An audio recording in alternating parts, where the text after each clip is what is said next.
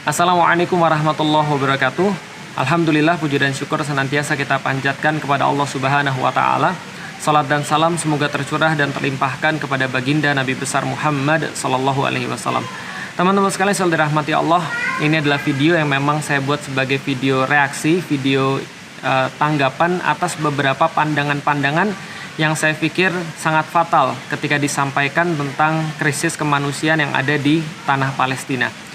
Dan pandangan ini biasanya bermulai dengan mempertanyakan permasalahan yang ada di Palestina itu apakah permasalahan agama atau bukan? Apakah permasalahan agama atau permasalahan politik? Permasalahan agama ataukah permasalahan perebutan tanah? Permasalahan agama ataukah perebutan kekuasaan? Permasalahan agama ataukah dagang senjata dan seterusnya. Dan seperti yang kita tahu dalam panah itu, kalau seandainya bidikan Anda sudah salah 1 derajat, maka hasilnya akan meleset beberapa kilometer. Jadi kalau seandainya orang itu salahnya sudah 1 jari, dia akan melesetnya 1 meter atau 1 tombak. Artinya kalau dari pandangan awal saja kita sudah salah dalam mengartikan atau membahas tentang krisis yang ada di Baitul Maqdis, maka kita pasti akan meleset jauh sekali. Maka saya perlu meluruskan dulu apakah permasalahan ini adalah permasalahan agama atau bukan. Anda nggak usah tanya siapapun, Anda nggak usah bahas tentang mau dunia modern, Anda nggak usah membahas apakah ini adalah dunia sekarang atau dunia lama dan seterusnya. Israel sendiri mendirikan negara Israel itu berdasarkan dalil-dalil agama dan disemangati dengan keagamaan. Maka mereka punya bendera, mereka katakan ini 2 garis mewakili sungai-sungai yang dulu pernah ada di zamannya kekuasaan Nabi Daud. Sedangkan bintangnya mereka yakini adalah bintang Daud. Itu yang mereka kemudian sampaikan, bahwa kami ingin recreate apa yang dibuat oleh Daud alaihi salam. Berarti mereka ketika mereka membuat satu negara, maka benderanya lalu kemudian negaranya mereka melakukan pertimbangan secara agama. Apalagi tempatnya, mereka juga melakukan pertimbangan secara agama. Maka mereka buka kitab mereka, maka mereka meneliti kemudian surat-surat yang mereka kemudian punya, dan mereka dapatkan inilah tanah terjanji sebagaimana yang seharusnya kami miliki. Maka mereka melakukan itu atas dasar pertimbangan agama. Yang mereka seru pun adalah orang-orang yang berdasarkan agama. Makanya di situ dikatakan dalam bukunya Der Judenstaat, itu ditulis oleh Theodor Herzl yang diakui sebagai bapak Zionis, maka itu adalah judulnya Der Judenstaat, yaitu adalah negara Yahudi, negara yang ditujukan kepada orang-orang yang keturunan Yahudi, yang beragama Yahudi. Jadi kalau kita bicara tentang masalah agama atau tidak, Anda boleh menjelaskannya dengan berbusa-busa, Anda boleh punya argumen apapun, tapi Israel itu tidak akan pernah melepaskan bahwa mereka mendirikan negara Israel itu karena pertimbangan agama. Itu yang pertama. Yang kedua, kita juga sudah bahas, kalau dalam soalan orang-orang muslim, apakah ini adalah permasalahan agama atau tidak? Jawabannya jelas, ini permasalahan agama. Kenapa? Karena Rasulullah Shallallahu Alaihi Wasallam mengatakan bahwasanya kita itu seperti satu tubuh. Andaikan satu yang sakit, maka yang lain pasti akan merasakan sakit. Kita seperti jasadil wahid, seperti tubuh yang satu. Ketika tangan kita sakit, maka kepala merasakan sakit. Ketika kepala merasakan sakit, tangan pun merasa ngilu. Kenapa? Karena umat muslim adalah satu tubuh. Rasulullah Shallallahu Alaihi Wasallam juga menasihati pada kita bahwasanya seorang muslim itu yang terbunuh satu saja itu lebih berat dosanya di sisi Allah daripada hancurnya Ka'bah misalnya. Allah pun mengatakan kepada kita, ka'annahum bunyanum marsus, kalian itu seperti tembok-tembok yang tersusun kokoh. Artinya adalah permasalahan satu orang muslim menjadi permasalahan orang-orang muslim yang lainnya. Ini adalah permasalahan agama, sangat-sangat jelas sekali. Karena itu ketika ada orang yang mengatakan bahwa ini bukan permasalahan agama, berarti dia harus mengeluarkan banyak sekali dalil. Dia harus membuang banyak sekali ayat-ayat di dalam Al-Quran, bahwa secara manusiawi ini sudah menjadi problematika orang-orang muslim, permasalahan kaum muslim. Ini yang pertama. Yang kedua, secara kemudian tempat, maka tempat itu pun adalah kiblat pertama kaum muslimin, tidak bisa dilepaskan. Itu kiblat pertama kaum muslimin. Kaum muslimin dulunya sholat menghadap ke sana, ke Baitul Maqdis. Dan Rasulullah Shallallahu Alaihi Wasallam dalam banyak sekali hadis-hadisnya itu mention tentang Baitul Maqdis, bahkan menjelaskan kepada para sahabat sehingga para sahabat punya keinginan yang sangat besar untuk pergi ke Baitul Maqdis.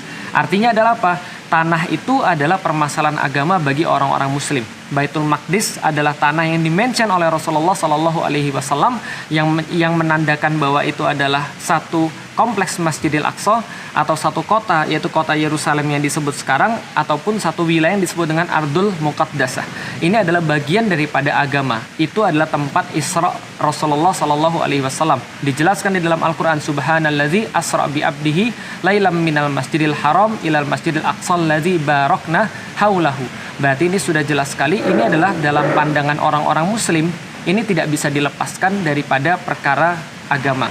Jadi mengatakan bahwa Palestina, krisis kemanusiaan yang ada di Palestina, Baitul Maqdis, ini bukan permasalahan agama. Seperti yang sudah saya jelaskan dalam video yang lain, menginginkan untuk melepaskan kaum muslimin daripada urusan ini, sehingga kita tidak bisa menghukumi dengan hukum-hukum agama atau dengan Al-Quran dan As-Sunnah. Jadi kita terlepas daripada mereka karena kita juga bukan urusan muslim. Sehingga kita tidak perlu menggunakan ukhuwah kita untuk membantu mereka. Mengatakan bahwa ini bukan permasalahan agama sama dengan membuat kita tidak peduli pada mereka. Mengatakan bahwa ini bukan permasalahan agama sama dengan mereduksi problematika ini menjadi problematika mereka sendiri dan melepaskan kita daripada mereka. Ini yang sudah saya jelaskan dengan panjang lebar. Ini yang pertama. Yang kedua, teman-teman sekalian, dengan logika yang fail tadi, dengan logika yang fatal tadi, bahwasanya ini sudah mau damai, tapi tiba-tiba ada yang nyerang, jadi nggak jadi damai. Teman-teman sekalian, coba kita bayangkan, ada dua orang yang berantem, bukan dua orang yang berantem, ting. Nah ini juga penting untuk saya bahas. Yang terjadi di sana tuh apa sih? Selama kita masih menyebut perang Israel Palestina, selama itu pula kita masih salah dalam memandang akar masalahnya. Kenapa? Sudah saya sampaikan dalam video saya yang bisa diulang 2 part itu, bahwa dari awal ini bukan perang, ini pembantaian, ini penjajahan. Dan kita sudah bahas itu dengan dalil sejarah, dengan dalil agama, dengan dalil logika, apapun yang teman-teman mau, bahwa ini adalah penjajahan. Maka dengan dalil bahwa ini adalah penjajahan, itu tidak bisa disebut dengan perang. Kalau perang itu ya standing groundnya sama, tapi kalau penjajahan itu tidak. Orang-orang yang dijajah, orang-orang yang dibantai itu mereka nggak punya pilihan. Bukan mereka punya pilihan, mereka cuma punya pilihan satu, mati atau mereka membela diri, kan gitu kan ya. Ini kan problemnya, ini bukan perang, tapi menyebut perang itu sangat menyakitkan. Sama kayak tadi, ada 2 orang berantem. Sebenarnya bukan 2 orang berantem, tapi yang terjadi ada orang yang mukulin orang yang lain. Nah, ketika ada orang yang mukulin orang yang lain, lalu kemudian orang ini dipukulin 100 kali, lalu kemudian 1 kali dia balas. Dia balasnya pun dengan mungkin pukulan seadanya. Lalu dibilang, nah gara-gara kamu balas kan aku nggak jadi damai sama kamu nih. Aku nggak jadi nyelamatin kamu nih. Padahal tadi tuh aku sudah mukulin kamu 100 kali, rencanaku pengen menghentikan, cuma kamu mukul lagi. Jadi aku harus mukul kamu balik lebih kuat lagi 1000 kali. Kata-kata kayak gini nih logika yang benar-benar fail, logika yang benar-benar nggak masuk akal. Dengan mengatakan bahwa kita bisa menerima orang-orang yang ada di Palestina itu dizolimi, itu dibantai mereka, lalu kemudian ketika mereka fight back, ketika mereka membela diri, lantas kemudian dikatakan bahwa ya gara-gara kamu bela diri itu lantas ya nggak terjadi perdamaian. Permasalahannya siapa duluan yang datang di situ? Yang harus dijawab adalah kenapa Israel maunya di tanah itu aja? Kenapa mereka nggak milih di tanah Amerika aja? Kan Amerika sudah setuju tuh dengan solusi 2 negara. Lalu kenapa nggak bikin kemudian negara di Amerika misalnya, atau nggak bikin negara di Wakanda gitu misalnya? Kenapa harus negaranya di situ? Itu harus dijawab terlebih dahulu. Kenapa mereka mau masuk ke sana? Dan kenapa Israel yang dulunya nggak ada sama sekali, lalu kemudian bisa ke sana? Nah itu yang harus dijawab pertama kali. Jadi bukan masalah konflik, bukan masalah perang, ini masalah penjajahan. Ngerti nggak sih? Ini masalah pendudukan. Orang punya tanah diambil, orang punya tanah lalu kemudian diklaim. Maka apapun kalau teman-teman masih mikir ini adalah perang, ya udah nggak bisa apa-apa kita bahasnya. Tapi coba mikir, andai kan Belanda datang ke Indonesia gitu ya, lalu mereka menjajah selama 300-an tahun, bukan datang ke Indonesia, datang ke Nusantara, lalu mereka menjajah selama ratusan tahun. Lalu kita bilang, ya itu kan sudah ratusan tahun yang lalu, sekarang mereka sudah punya wilayah Indonesia, kita nggak bisa mempermasalahkan mereka sudah punya wilayah Indonesia. Nyatanya mereka sudah di Indonesia, nyatanya mereka sekarang sudah lebih kuat daripada kita. Ya udahlah, kita bagi mereka aja lah tanah kita. Antum rela? Anda semua rela? Dengan logika yang sama, apakah bisa dipakai logika itu pada teman-teman kita yang ada di Palestina? Harusnya nggak bisa. Kenapa? Penjajah tetap penjajah. Dan negosiasi ke penjajah itu nggak ada. Selain mereka harus dienyahkan.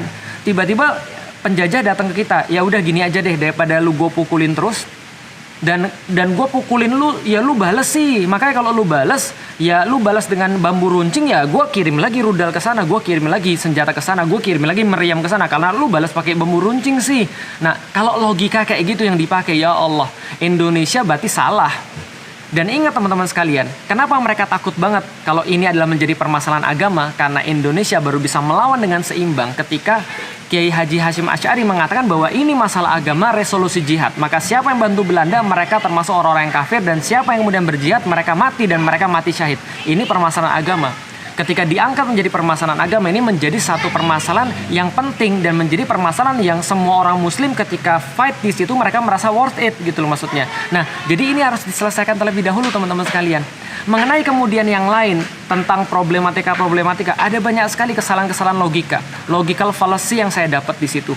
Kok bisa ketika ditanya kenapa Israel harus militer di situ? Kok ada kaitannya dengan kerajaan Israel setelah kemudian perang salib? Itu nggak ada hubungannya sama sekali kerajaan Yerusalem, Kingdom of Jerusalem, nggak ada hubungannya sama sekali. Makanya kalau Anda awas dan Anda baca sejarah, Anda akan bisa untuk lebih bijak dalam menuntaskan problematika ini.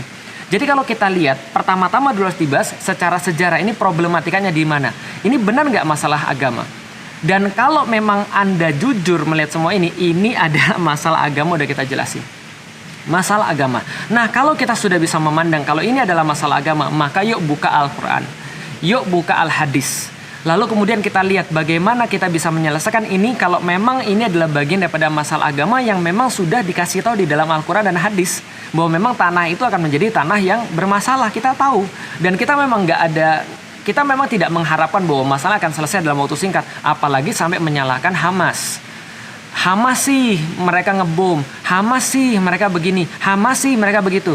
Pak, Bu, Indonesia itu atau negeri manapun yang terjajah, reaksi yang paling normal pada orang-orang yang terjajah adalah fight back. Itu reaksi normal. Bahkan tikus pun ketika sudah terdesak, dia akan nyerang gitu maksudnya. Apalagi manusia yang punya kehormatan. Apalagi manusia yang punya izzah.